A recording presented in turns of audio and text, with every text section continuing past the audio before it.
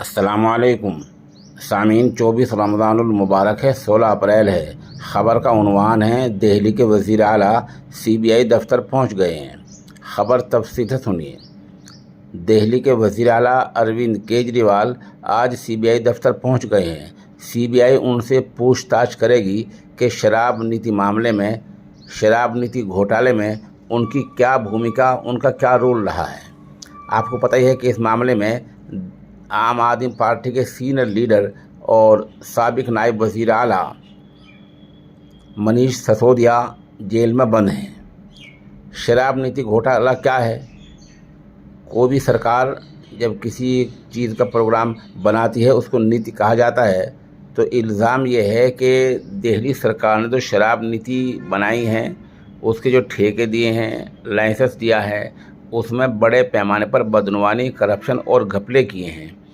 इन्हीं इल्ज़ामात की जांच CBI कर रही है। ये आंच अब वज़ीर आला अरविंद केजरीवाल तक पहुंच चुकी है, इसलिए आज 11 बजे उनको बुलाया गया था।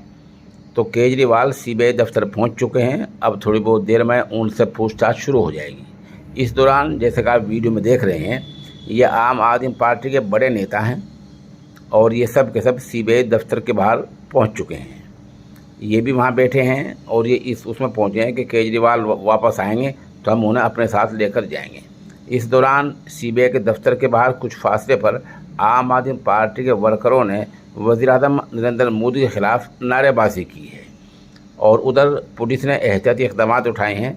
कई जगहों पर रुकावटें खड़ी कर दी गई हैं और ख़ुद अरविंद केजरीवाल की रहायशगाह के बाहर भी सिक्योरिटी बढ़ा दी गई है। ऐसे हालात फ़िलहाल शराब नीति और CBI को लेकर दिल्ली में चल रहे हैं।